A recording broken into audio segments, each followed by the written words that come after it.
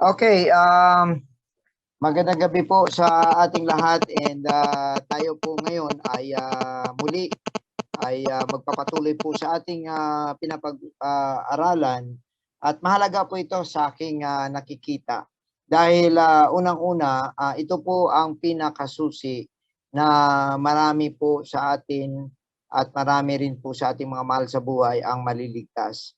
Now, sa huling mga araw, ito po ang pinakamatinding bagay na dapat po ay mas lalo pa nating paigtingin mga kapatid. At hindi dapat tumigil. So, hindi po tayo magiging satisfied sa atin pong mga buhay Kristiyano kung tayo po ay hindi natin magampanan ang pag-share ng mabuting balita. And ngayong gabi, ito po ay isang bagay na dapat na maintindihan din ng lahat. Ano po? And ano ba ang kahalagahan po nito sa ating buhay? And in fact, ang ating Panginoon po, bago po siya umalis, ito po ang kanyang iniwan, ano po. And kung hindi po ito mahalaga, ito po ay hindi na po bibigyan ng pansin ng ating Panginoon. Now, ano po ba ang dahilan na tayo ngayon ay nasa Panginoon? Ano po ba sa palagay ninyo ang main factor bakit ikaw ngayon ay naglilingkod sa Panginoon? Hindi po ba na isa sa mga ating alam natin na somebody went to our house, somebody in our job, somebody kapitbahay po natin ay nag-share po ng mabuting balita. Tama? So, ikaw nakabinipisyo ka ngayon ng kaligtasan dahil somebody did it for you. Ito po ay isa pong mahalagang pagpapatuloy, ika nga. Dapat ito'y magpapatuloy hanggang kailan, mga kapatid. So, hanggang sa pagdating ng ating Panginoon. So, matitigil lang po ang witnessing kung ang Panginoon ay dumating na at kinuha niya na ang kanyang mga pinili. So, in several occasions, mga kapatid, ay binigyan po ng diin ng ating Panginoon ang pangangaral ng mabuting balita. And this is very important. It's because paano po tayo maligtas kung wala pong gagawa nito? At paano po maligtas ang iba? Now, ang ating pong mga mahal sa buhay, paano na lang po sila? Alam po natin ang mga kapanahonan ngayon ay isang nakakalungkot na mga sitwasyon, but nakaka-excite naman sa mga tao ng Diyos. Why? Because ito na yung time na alam natin ay kunti na lamang ang ating iusog, darating na po ang Panginoon. Pero nakakalungkot sapagkat kapag dumating na po kasi ang Panginoon at may mga ilan pa po tayong kakilala, may mga kaibigan pa po tayo, may kamag-anak, may mga mahal sa buhay na hindi pa po nakapaglingkod sa Panginoon, nakakalungkot po yun. Alam niyo kung bakit? Dahil hindi po sila makakasama sa pagdating ng ating Panginoon. Dahil may mga, may proseso ang Panginoon para matanggap ang isang tao doon po sa langit. And kapag ang isang tao ay tinawag ng Panginoon, obligasyon po niya na i-share po sa iba ang kanya pong natanggap. Ano po? Dahil kapag hindi niya po ito ginawa, marami po mga bagay ang mangyayari po sa atin na hindi po natin inaasahan na ito pala ay responsibilidad pa natin. Ito po ngayong gabi ay akin pong dadalhin sa inyo ang mga dahilan, bakit kailangan nating magiging magsaksis para sa Panginoon. Bakit kailangan po natin i-witness? Bakit kailangan po tayo mag-witness? Bakit kailangan po tayo mag-share? Ayan. Kasi po pwede lang naman po kung tutusin, total ligtas ka na, di pabayaan na po natin. Di po ba? I-maintain na lang natin. Yan po ang karamihan ng mga mindset ng mga Christians. Ano po? Ng mga Kristiyano, mga tao ng Diyos.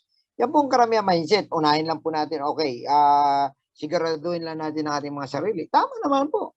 Tama naman po. Kailangan po ninyong siguraduhin ang inyong mga kaligtasan. Lahat po sa atin ay dapat na magkakaroon po ng pagsisikap na maligtas. However, mga kapatid, ang inaasahan ng ating Panginoon ay hindi lang ikaw ang maligtas. Amen? So, hindi lang ikaw. Marami pa po. At ang taong may madalang mga kaluluwa, may reward din naman eh. Hindi naman po ito kakalimutan ng Diyos.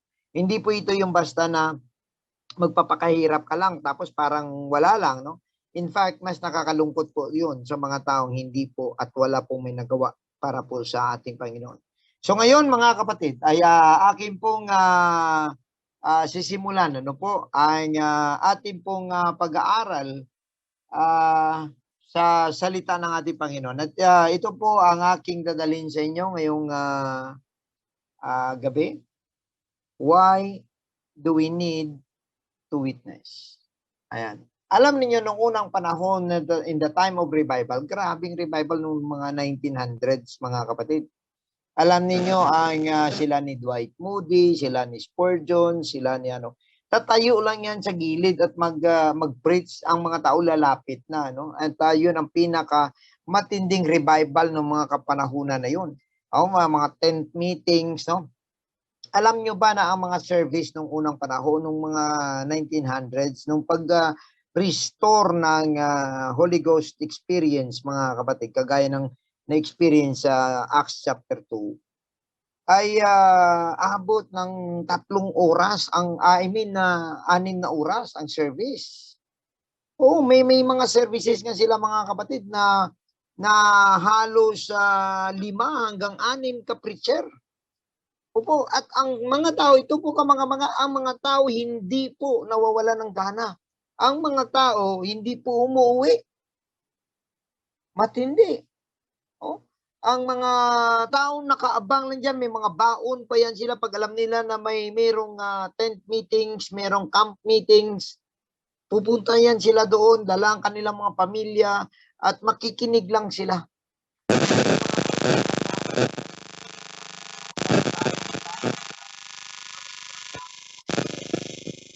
Pero nung mga kapanahunan na yon ay kakaiba.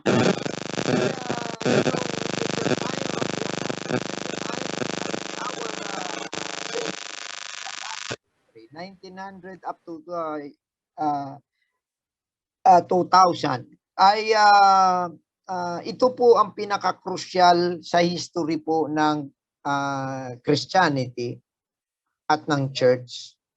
Sapagkat yung Book of Acts is very important because it laid the foundation. But our time will lay the exit of the church. Opo. Ito na po ang exit, no, ng church, mga kapatid.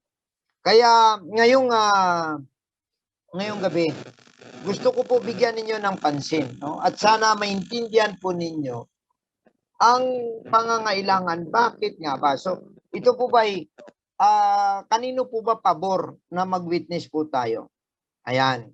So, bawat isa po sa atin ay dapat magbigay po ng kaunting attention po para dito. Dahil ito po'y utos ng Panginoon. Ito po ang sabi ng ating Panginoon, mga kapatid. In Mark chapter 16, ito pong sabi, and he said unto them, go ye into all the world and preach the gospel to every creature. He that believeth and is baptized shall be saved, but he that believeth not shall be damned. Now, tandaan po ninyo, ito na po yung conclusion ng ministry ni Jesus Christ. And he is returning back to heaven. And by this time, mga kapatid, ang pinakamahalagang bagay lamang ang siyang gagawin at sasabihin ng ating Panginoon. At ito po ang kanyang binanggit. Bago po siya bumalik sa langit, sabi niya, go.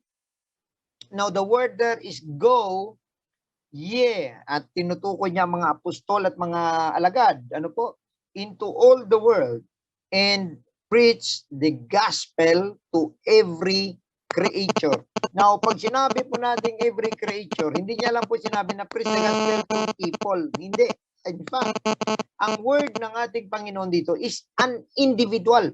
Hindi siya nagano na to creatures, no? And preach the gospel to creatures. Hindi. Hindi niya rin po sinabi unto the people, no? Hindi niya rin po sinabi na unto races, no? In fact, hindi niya nga rin sinabi na every races, every people. Wala. Ang pagkasabi po ng ating Panginoon, every creature. Ang ibig sabihin, mga kapatid, desire ng ating Panginoon na ang bawat isa ngayon na nabubuhay ay makarinig ng mabuting balita. Mga kapatid, kahit sa aming mga mahal na bisita ngayon na naka-online, isa sa mga desire ng ating Panginoon ang marinig ninyo ang mabuting balita. At ginagawa po namin ang lahat na mailatag po sa inyo ang katotohanan sa mabuting balita because this is the only way for us to be saved. Kung hindi po natin ito ipangangaral, mga kapatid, pati tayo baka hindi na rin maligtas.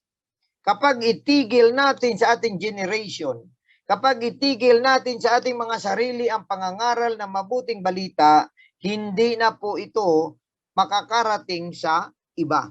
Kaya po nakarating ito ngayon sa atin, it's because meron pong hindi bumigay. Meron pong hindi nag-quit. Meron pong nagpatuloy talaga sa lahat ng kaya niyang magawa para ang mabuting balita ay maipangaral, mga kapatid. So ngayon, kapag tiningnan po natin ito, ano po? Ito po ang Mark chapter 16 ay klarado po na ang mabuting balita ipangaral dapat sa bawat nilalang. So yun po ang ating misyon, mga kapatid. Ang bawat nilalang. Now, of course, sasabihin ng iba, kasama po ba dito yung mga hayop? Siyempre mga kapatid, ang mga hayop ay hindi naman po nabilong sa nilikha ng Diyos na mga tao, ano po. So iba po sila. Sila ay nauna na ngang nilikha ng Diyos eh. Nauna po yung mga hayop para po yan sa consumption ng tao at sa dominion ng tao. Pero ang tinutukoy po ng ating Panginoon na creature is that somebody that He created in His own image, and that is man. At tayo po yun, mga kapatid. So, ibig sabihin, lahat po ng tao dapat makarinig siya. Maniwala man siya o hindi, dapat siya makarinig. Amen? Sasama man siya o hindi, dapat siya makarinig. Sundin niya man o hindi, dapat siya makarinig, mga kapatid. No? Ang sabi ng ating Panginoon, he that believeth and is baptized shall be saved. But he that believeth not shall be damned. Sa Tagalog pa, ang siyang mananampalataya at mabautismuhan ay maliligtas. Pero ang hindi mananampalataya ay parurusahan. Now, nakikita po natin dito, sinasabi ng iba, hindi na mahalaga ang bautismo para ka maligtas. Hindi po ito sasabihin ng Panginoon yung hindi po ito kailangan. Bakit po niya kung belief lang po ang kailangan mo, naniniwala ka lang na may Kristo, naniniwala ka lang kay Jesus, tinatanggap mo si Jesus sa iyong buhay, tinatanggap mo sa iyong sarili bilang Panginoon, ay ligtas ka na. Bakit pa po idinugtong ng Panginoon ang bautismo?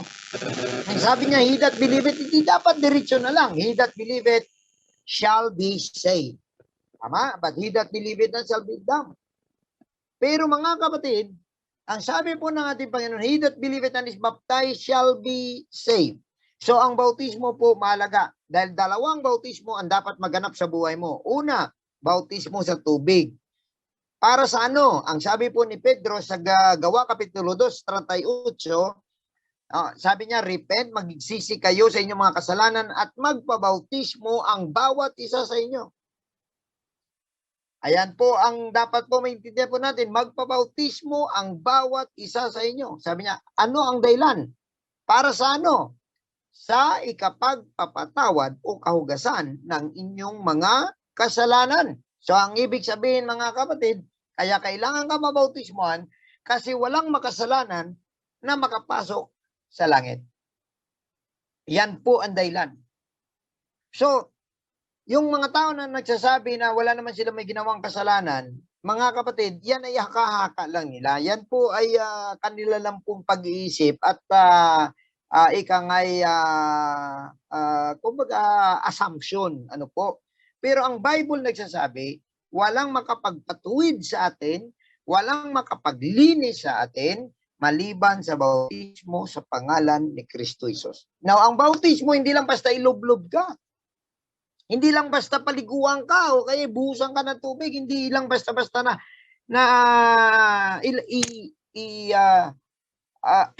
i-submerge ka sa tubig, mga kapatid. Kinakailangan ang bautismo mo ay may pangalan ng nagligtas sa'yo. Pangalan ng Panginoon mo. Pangalan ng paglilingkuran mo. Pangalan ng bumili sa'yo. Pangalan ng isang makapangyarihang Diyos, King of Kings and the Lord of Lords. Dapat yan po ang bautismo natin. Bakit? Ito po ay isang pagdideklara ng ownership, mga kapatid, sa atin. Pangalawa, ito po ay sa pamagitan po ng pangalan ni Kristo Jesus, ang inyong pong mga kasalanan ay napatawad.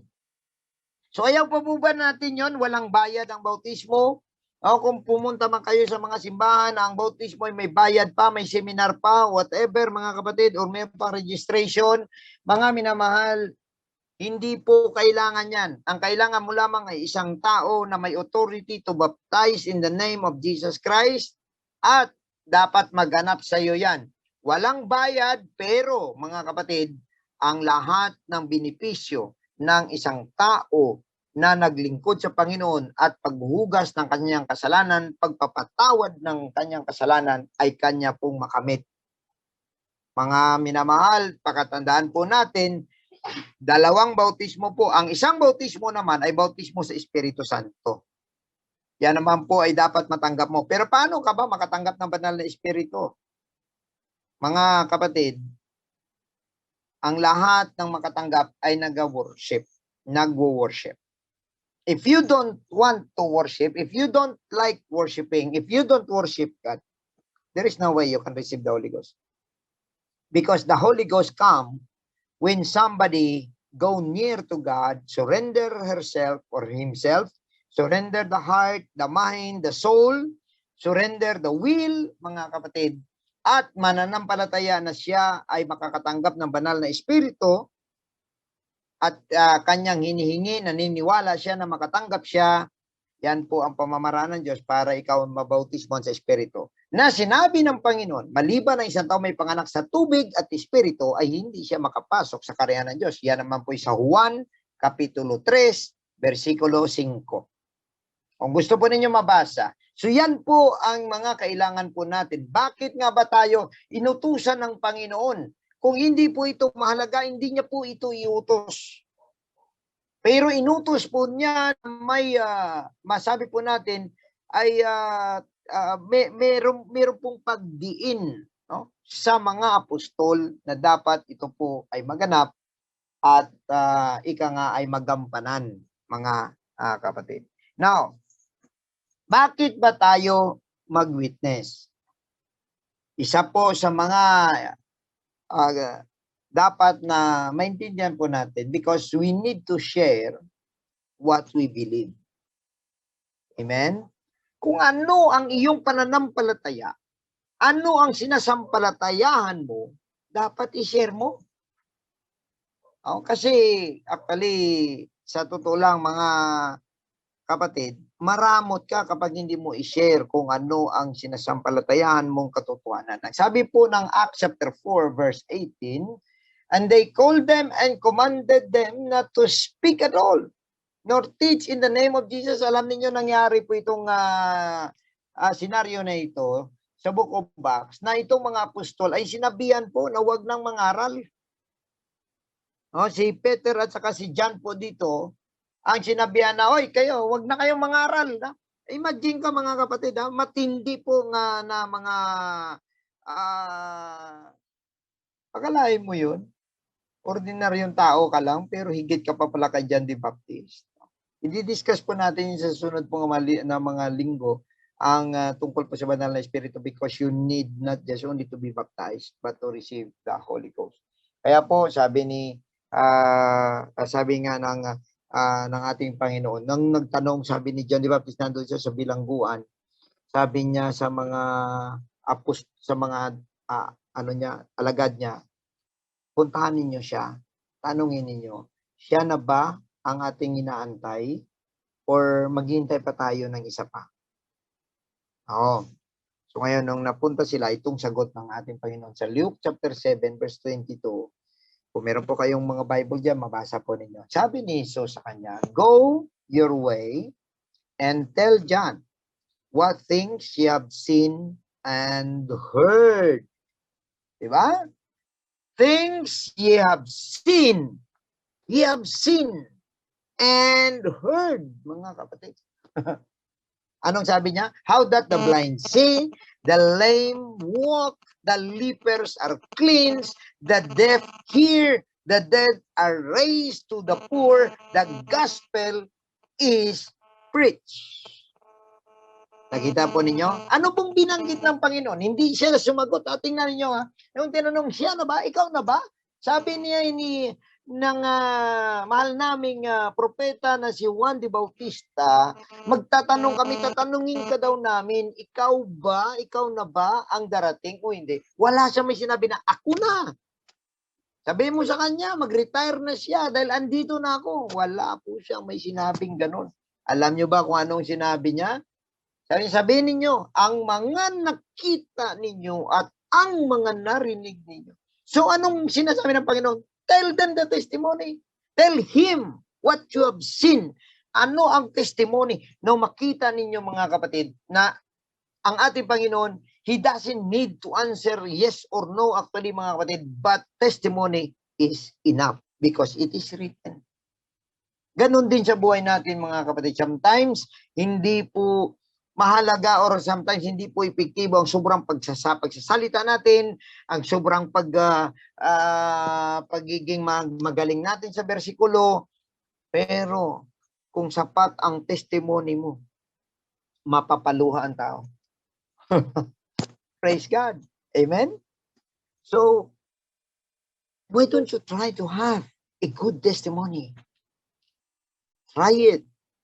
Try in your life to experience the power of God, how God had healed you, yung may sakit ka, tapos pinagaling ka ng Panginoon.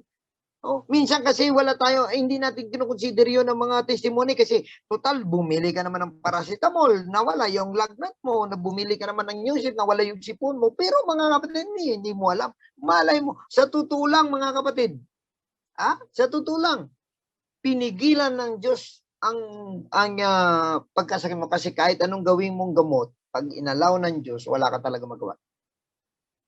Tama? Kaya kahit man na uminom ka ng gamot, pinagaling ka ng Diyos. Pinagaling ka ng Panginoon. Hallelujah, mga kapatid. That is why ang sabi ng Panginoon, tell them what you seen and heard.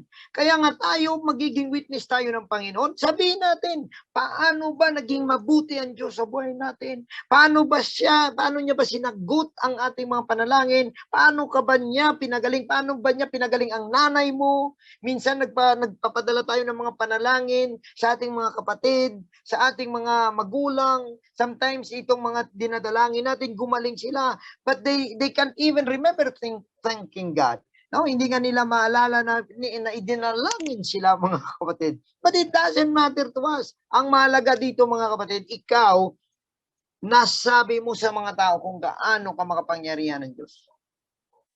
Praise God. At wala na pong the best na sharing is the sharing of your testimony. Because the principle is, if God had done it to you, why not to me? Diba? Sabi pa ng kanta, it is no secret what God has done. Oh, what God can do, what He has done to others, He will do to you. Hindi na po yan bagong revelation. Pangako po yan ng Diyos. In fact, sabi niya nga masigit pang magawa nyo rito. Mas higit pang magawa nyo rito. Kung may pananampalataya lang kayo. Alright? So mga kapatid, ano ang nakita na kahit sa kay Jesus Christ, siya po ay nag-i-encourage na ang isang tao ay magiging witness ng testimony. And in fact, mga kapatid, alam niyo ba kung sino may karapatan? Sino po ba ang may authority para ideklara ang kabutihan ng Diyos? Sino pa? Kundi ang mga niligtas ng Diyos. Ito pong sabi ng Psalms 107 verse 1, "Oh, give thanks unto the Lord for He is good, for His mercy endureth forever." Sino ba makapagbigay ng mga pasalamat sa Diyos? Sa mga nakatanggap. Sino po ba ang makapagsabi na God is good? Kundi ang mga taong nakaranas ng kabutihan ng Diyos. Pero itong maganda, mga kapatid, sino bang makasigaw that His mercy endureth forever except you experience the mercy of God? Kaya minsan mga kapatid, sa Diyos, ang iyong mga nakaraan ay sadyang nilagay ng Diyos na mga akala natin mga stumbling block, akala natin ay mga bagay na misery, pero ginagawa ng Diyos yun para maintindihan mo ang mercy. Because you cannot understand mercy unless you experience that. Pero mga kapatid, si David ang isa sa mga taong maraming na experience ng mercy, kaya may kanta nga siya lahat ng dulo, for His mercy endureth forever.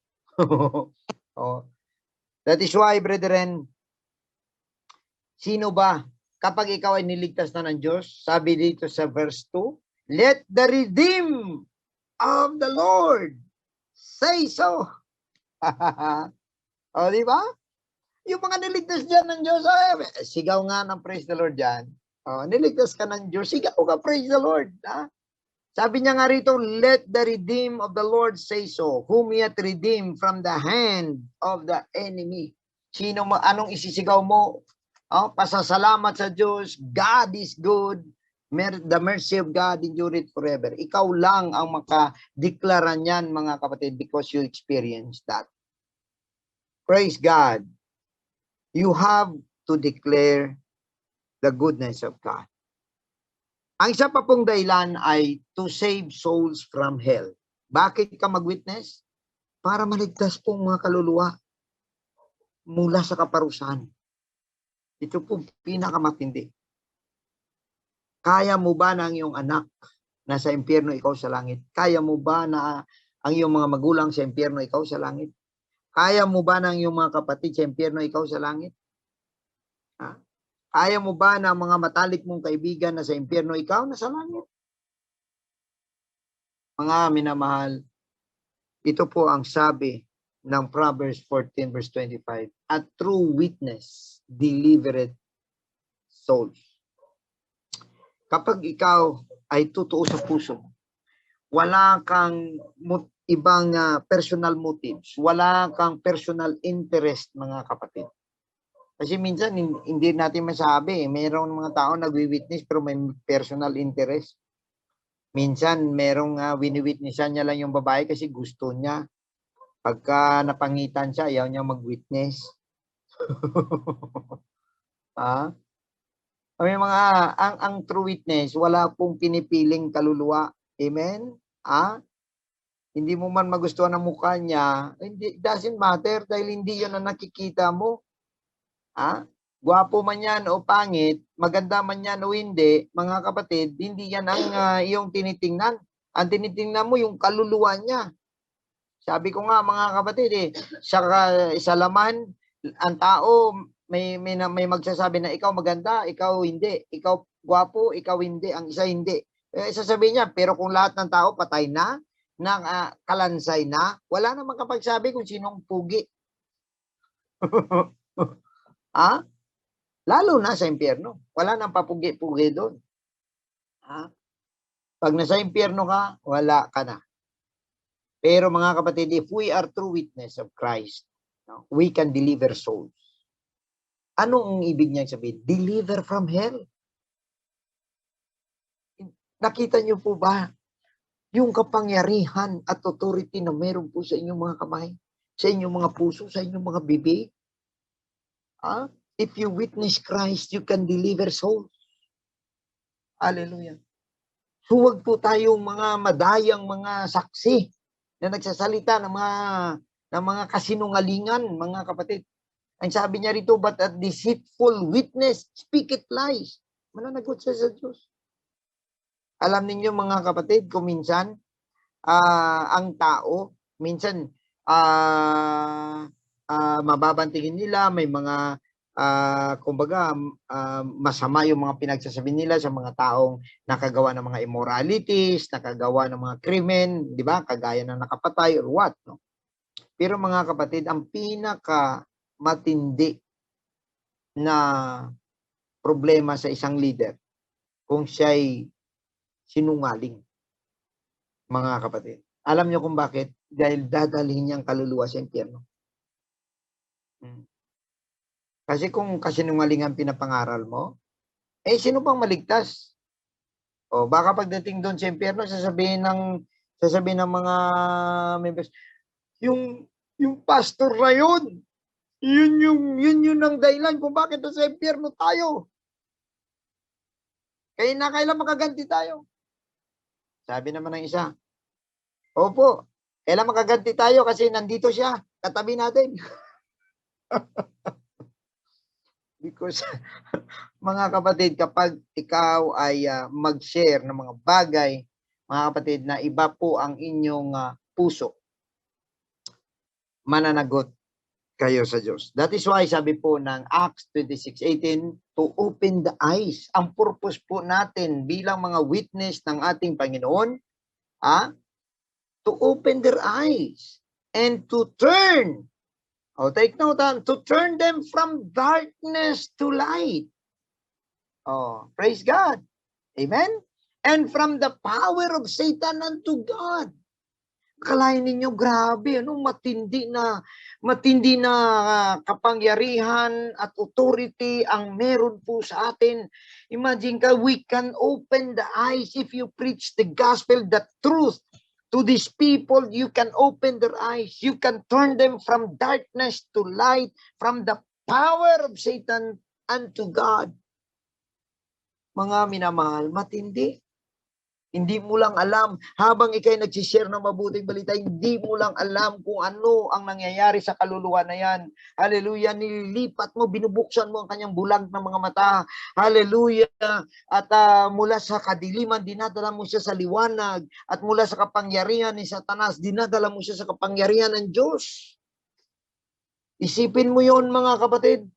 Akala nyo lang basta nagsasalita ka lang dyan, napupunta ka sa mga bahay-bahay, parang yan nasabi mo, gawin ko na to kasi ako na-assign. Uy, maaaring hindi mo naintindihan mga kapatid, sapagkat it is a great opportunity and privilege to bring the gospel.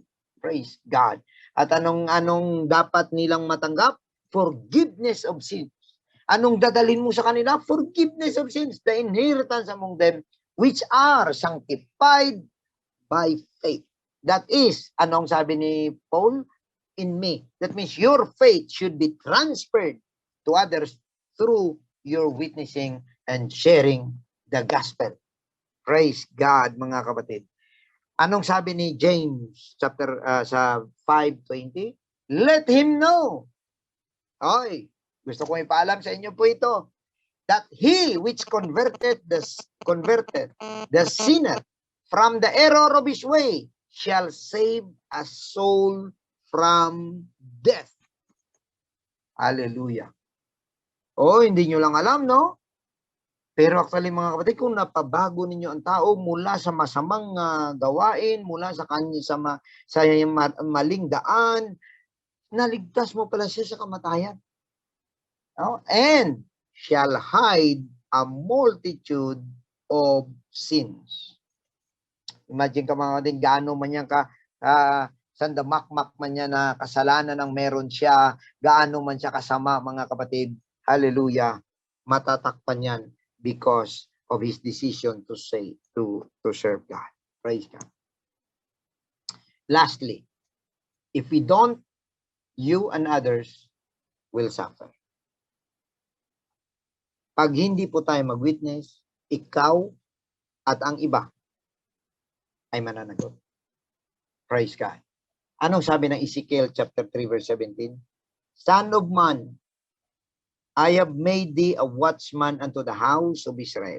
Sinabi niya ito kay Ezekiel. Sabi niya, ginawa kita tagabantay na para sa sambahayan ng Israel.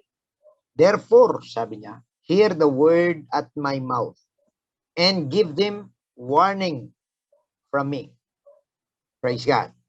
Anong sabi niya sa 18? And when I say unto the wicked, thou shalt surely die, and thou givest him not warning. Pag sinabi ng Panginoon daw, pag sinabi ko na yung masama ay mamamatay, ibig sabihin nito, hindi maliligtas. Pero hindi mo siya binigyan ng warning. Ano sabi? Thou givest him not warning, nor speakest to warn the wicked from his wicked way, to save his life. The same wicked man shall die in his iniquity. Okay? Kaya pag sinabi ko siya na masama at siya hindi maliligtas, at hindi mo siya binigyan ng warning, hindi mo sinabi sa kanya, hindi mo siya binalaan ng masama niyang gawain, mga kapatid, yang tao na yan na masama, mamamatay sa kanyang kasalanan. But his blood will I require at thy hand. Praise God. Grabe mga kapatid. Pag hindi pala tayo mag-share ng mabuting balita sa isang tao at may opportunity tayo, i-require pala ang kaluluwa nila sa ating mga kamay. Kaya mga kapatid, dapat bahala na mapahiya. Hindi po ba? Praise God. Hallelujah. Pero sabi ng 19, yet, if thou warn the wicked, ito ngayon, sabihin mo na lang.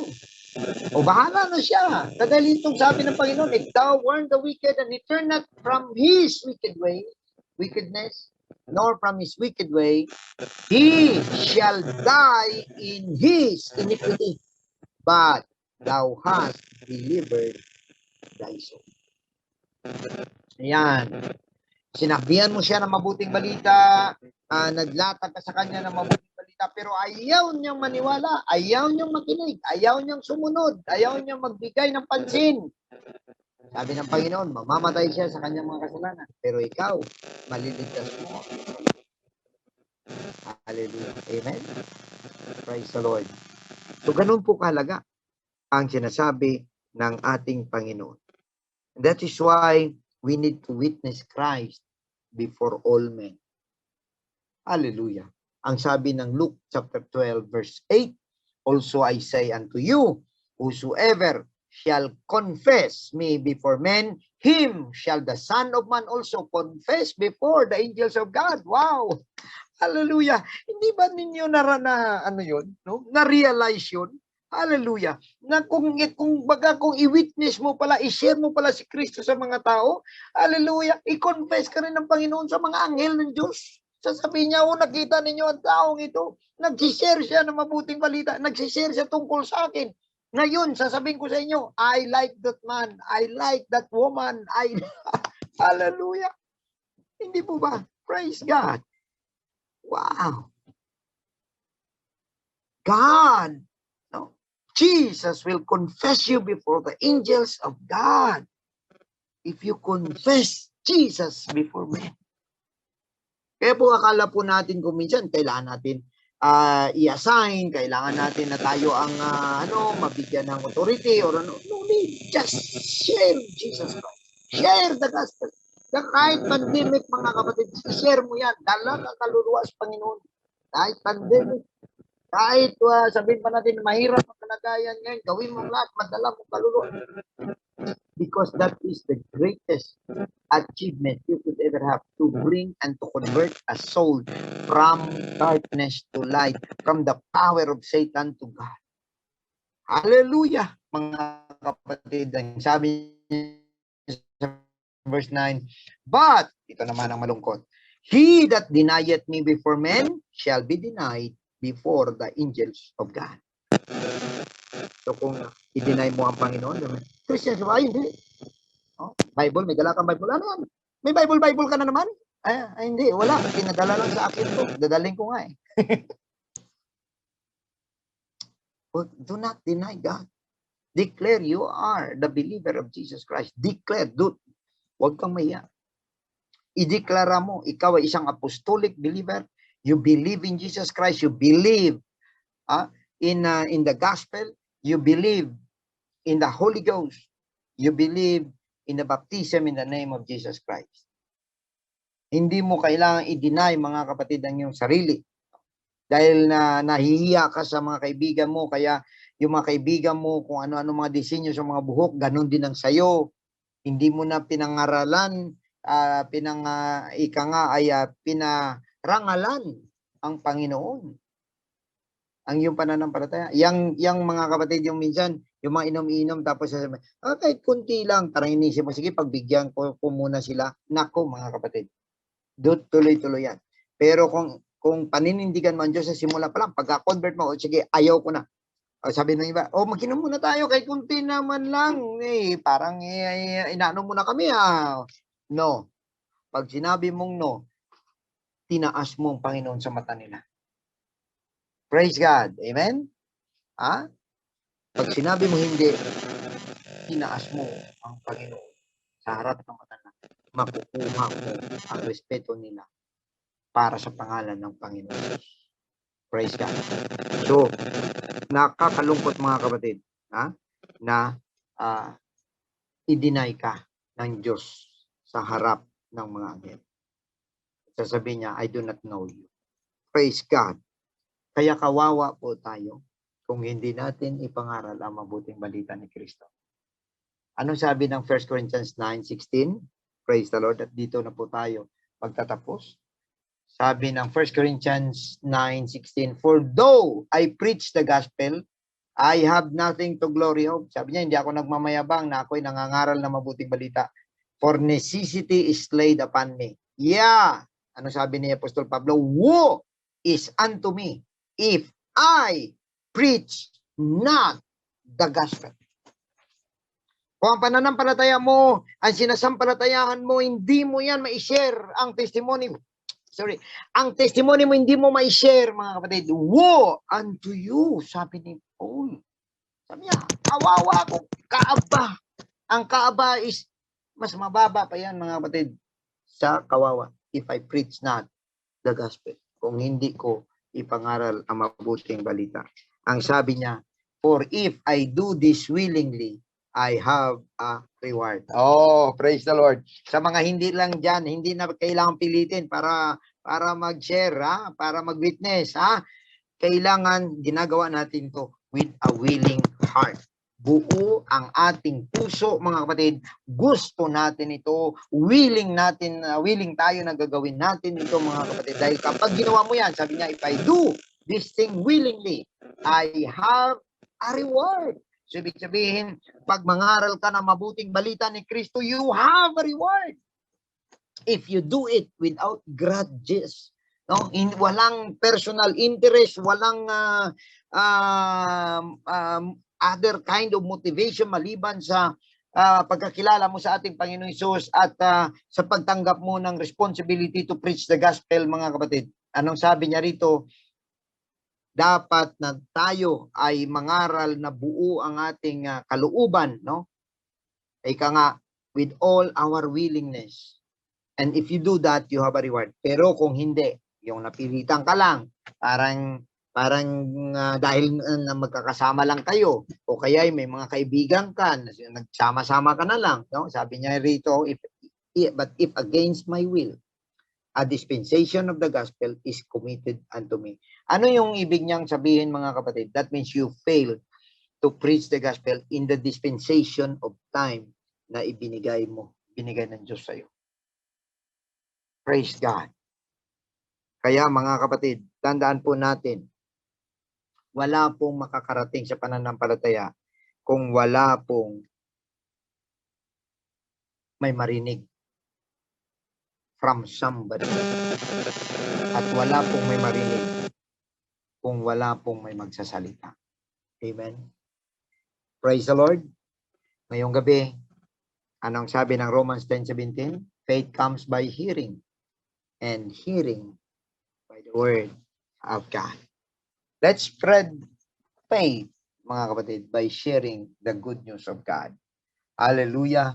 Ilagay po natin sa ating mga puso, Lord, I want to declare you in my life.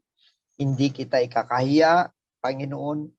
Hallelujah. Gamitin mo ako na taga-pangaral. We are ambassadors of Christ to bring the gospel to somebody that needs salvation today. Hallelujah.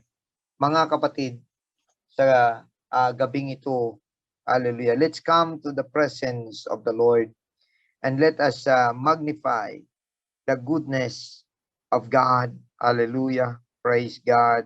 We thank you. We bless your name, Lord. Let us come with the humble heart before God. Allow yourself na kausapin ka ng Panginoon ngayon at maramdaman mo ang kabutihan ng ating Panginoon. Praise the Lord. Kaya sa gabing ito, mga kapatid, let us, I would like to pray for you. I would like you to humble your heart and your mind. Hallelujah. Praises God. Praises God. Praises God.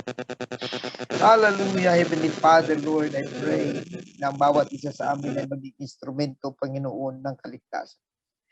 Sa gabing ito, Lord, hallelujah, binibigay namin ang aming mga puso, ang aming mga buhay, para sa pangangaral ng mabuting balita, Panginoon. Lord, hallelujah, pawiin mo ang aming mga hiya, pawiin mo, Panginoon, tanggalin mo, O Lord, ang aming mga pangamba, tanggalin mo, Panginoon, ang aming mga pagdadalawang isip. Bigyan mo kami ng pananampalataya, Panginoon. Bigyan mo kami, O Lord, ng kalakasan that we can declare the goodness, your goodness, O God. Hallelujah.